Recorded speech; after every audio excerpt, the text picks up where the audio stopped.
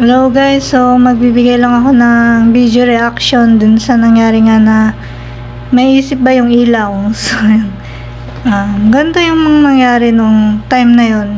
So hindi ko intention talaga na i-vlog yon. So kaya lang naman ako nagkaroon ng video dun kasi nga yung wala pa akong kuha sa 360 nga dyan sa Baguio City.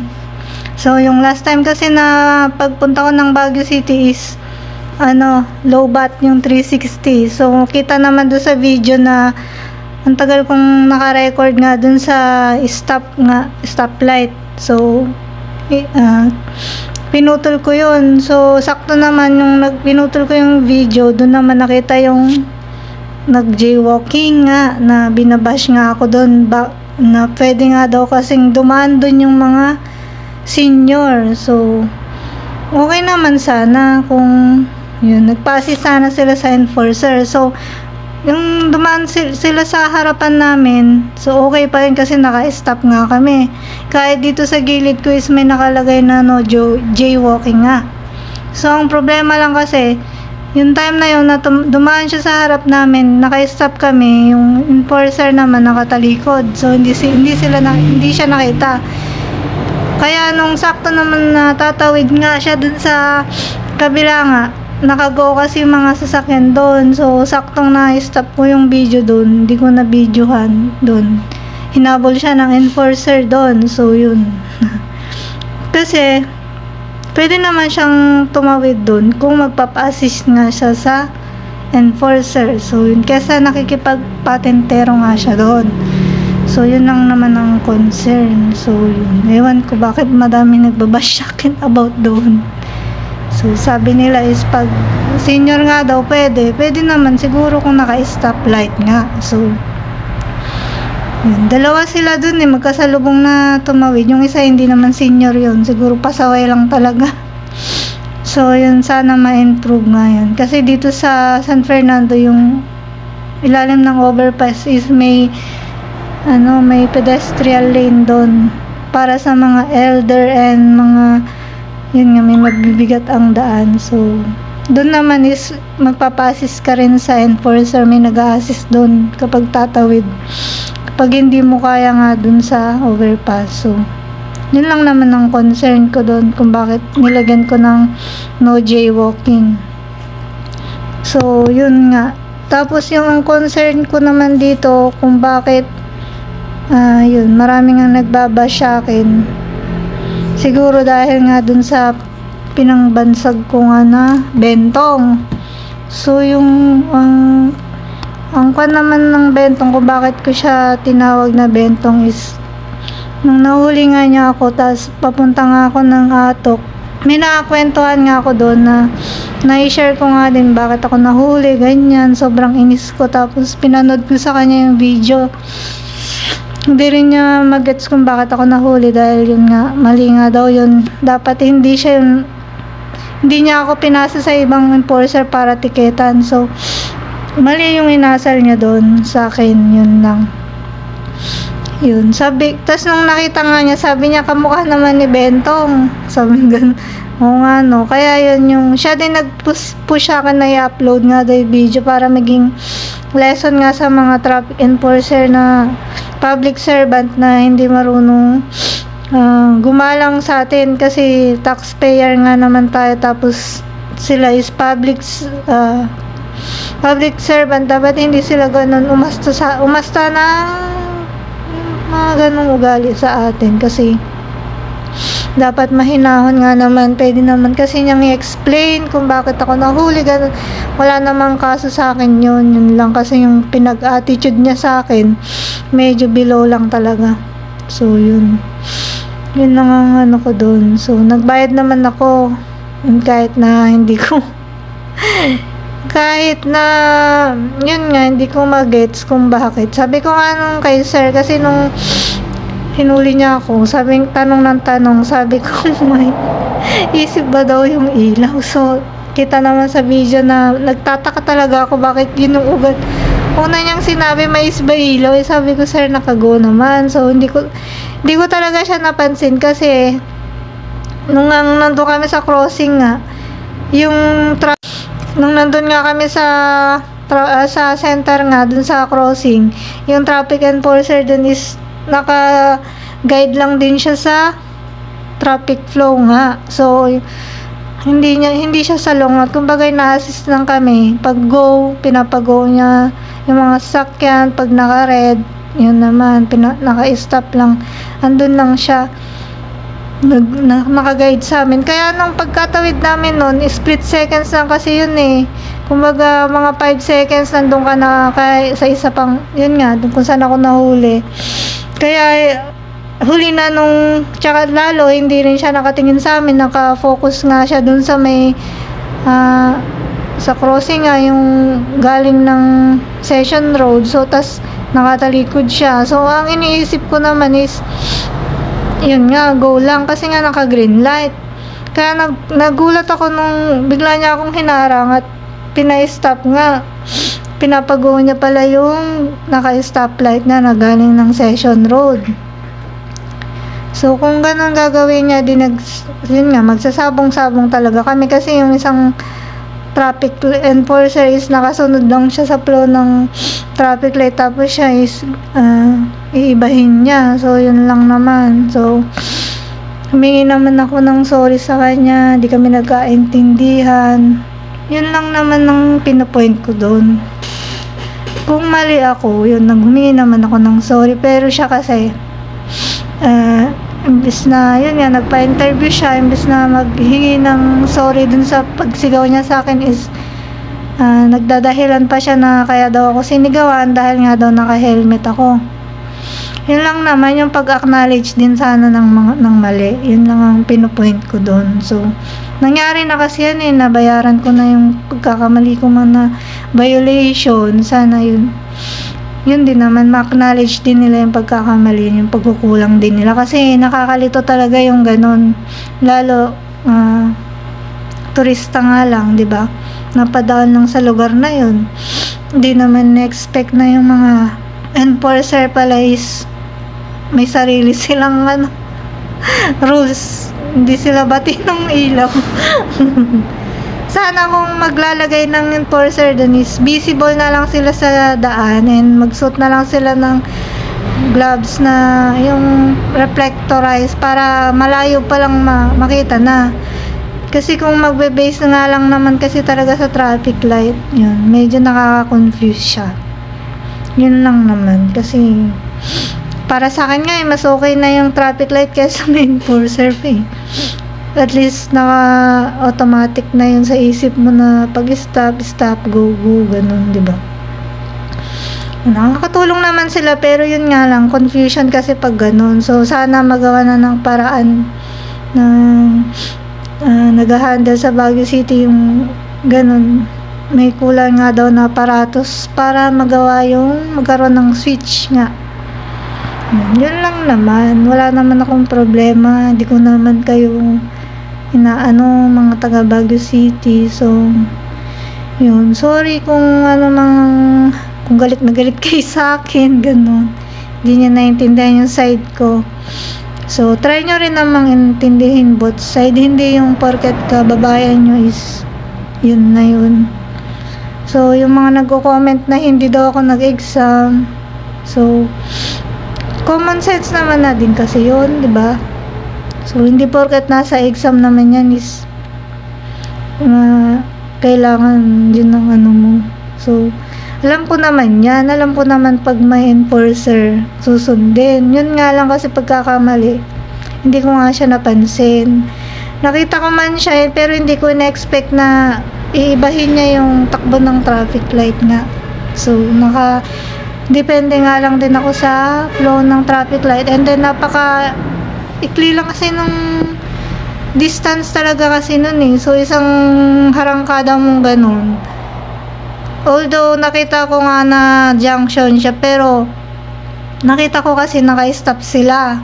So, go lang ako kasi yun nga, naka-go nga kami, turn naman namin yun, tagal din namin naghintay sa stoplight eh. Di mo naman expect na bigla niya palang ipapago yun. So, sana naka-focus din, yung attention niya dapat nakatingin din dito sa mga naka-green light kasi hindi naman namin alam na Hindi naman namin alam na magpapa-stop pala siya. Yun lang yun. Hindi lang kami nagkaanuhan. Yun. Tapos ang pangit pa doon, pagkahuli niya sa akin, sinabihan niya agad ako ng reckless nga daw ako. Tinawag niya yung isa pang enforcer. So, hindi man lang siya nag-explain sa akin yung violation ko, agad na niya akong pinatikitan. So, kudos naman dito sa isang enforcer is mabait naman siya sa akin. So, inassist din niya ako kung saan magbayad. Yun, sinamahan niya ako. Tapos, yun, kahit, yung sa mga nagko-comment na sinungaling daw ako dahil hindi malakas yung ulan. So, magkakapote ba ako kung hindi malakas yung ulan, di ba? Ang init kaya, ang init, magkakapote ka. Nataon lang ng time na yon kasi nga dito sa asin nga kami dumaan. So, lakas ng ulan doon. Pagdating namin dito sa Central is hindi pa siya bumubuhos talaga. So, nung pinara nga ako nung traffic enforcer, paambon na yun maambon na. Kita naman sa video na may mga nakapayong na. So, nung pinasa niya ako sa isang enforcer, sabi niya sa akin, doon tayo sa may silong kasi ang lumalakas na yung ulan. So, kaya kami napadpad doon sa silong nga. Tsaka doon din kasi siya nakadestino. So, pinatay ko na doon yung video. Bumuhos na ng malakas yung ulan. Kaya nung nagbabayad na ako sa office habang tumawid, papunta na ako ng office nga sa may palengkes, buhos na talaga yung ulan niya. Yun. Tapos yung video na isa ko pang kinoment, yung nakapag-video nga ako na malakas na ulan, nandun na kami sa Tulay Pala, Trinidad. Yung yung sa may Lorma, Lorma ba yun? So may overpass din dun. Dun na ako nakapag-video kasi dun kami bumili ng gamit na. So yun. Tapos ang isa pang kinakasama din ng loob ko, dun sa pinagpuntahan namin na camping site dito nga sa Mount Olis. So yun, pagdating namin doon, meron naman kaming reservation fee, okay naman. Ay, nag-chat naman kami bago pumunta doon. Tapos yun nga, ang inabail nga sana namin doon is yung walang reservation fee kasi sayang pa yung 200. Kaso pag wala nga daw reservation, spot reservation view, ano bang tawag doon? Doon nga kami sa may stage 4, may nicho naman doon. Kakatakot na. Tapos matutulis nga yung mga damo. So, no choice talaga. Doon lang kami sa mismong pwedeng pagtayuan ng tent. Yun nga, plus 200 nga. Okay naman sa amin yun. Wala namang issue. Ang issue lang kasi is nung pag-uwi namin, tsaka naman tong page ng Mount Olis, shinare pa tong video ko nga. Tapos, ang caption is, sorry, ganyan. Tapos, banda huli, sisihin din naman niya ako sa post na camper namin yan. Tapos, lumabag sa enforcer. Nag-conclude agad siya ng sa loobin niya. Sana naman is hindi na pinost dun sa page ng Mount Olis kasi parang respeto na lang din kasi kahit nga ganun, masama ang loob ko. Tumuloy pa rin kami sa Mount Olis para lang mawala yung stress namin sa biyahe. Tapos malalaman mo nga pag-uwi mo pag-alis mo dun, topic ka na pala nila sa page. Kumbaga parang nakakabastos lang kasi sana sinabi na lang niya sa akin harap-harapan, hindi yung kung kailan ka nakaalis doon, meron pala siyang sama ng loob. Siguro dahil nga kababayan niya nga itong traffic enforcer.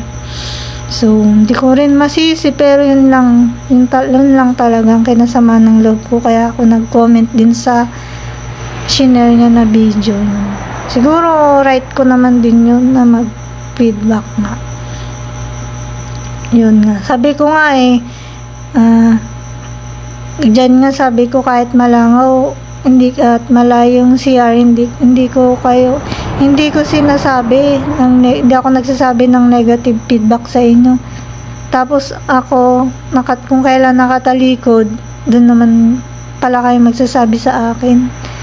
Nasaktan lang din ako sa part na yun. Sana, yun nga, yung mga basher dyan na nagbabash sa akin kasi hindi nyo naman din ako kilala. So, Yan nga nakakapagtaka eh, mga basher mas affected pa dun sa traffic enforcer. So, lahat kaming dalawa naka-move on na kami. Ewan ko ba tong mga to. Panay nagbabash sa profile ko ngayon. So, ako naman is not tinatawanan ko na lang kasi wala lang naman din sa akin yan. Kasi hindi ako affected sa mga sinasabi nyo kasi hindi ko naman din kasi kayo kilala. Kumbaga parang wala kayong effect sa akin. Mas affected kasi ako pag yung kilala ko yung tao tapos yun, magsasabi sa akin ng mga negative. So, yun lang. And then, ano pa ba yung isa? Isa pa, yun.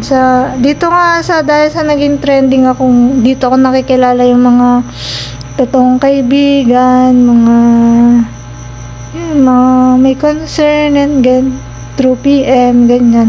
Kahit yung may mga nagme-message din sa akin, hindi ko kilala. Tapos, yun, nakaka-encourage, nakakapagbigay kayo ng encourage kasi andyan kayo nakasupport sa akin na yun nga, may nag-message sa akin na yun, support daw nila ako kahit di ko naman sila kilala, ganun.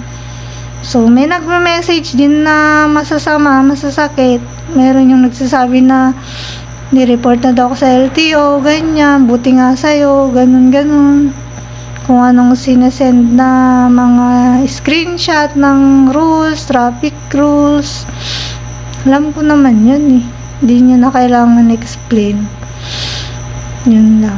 Ano pa ba?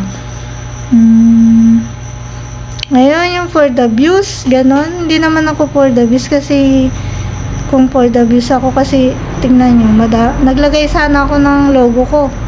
Before ko i-upload sana yun, di sana nilagay ko ng watermark, diba? Pero ang daming nag-re-upload ng video.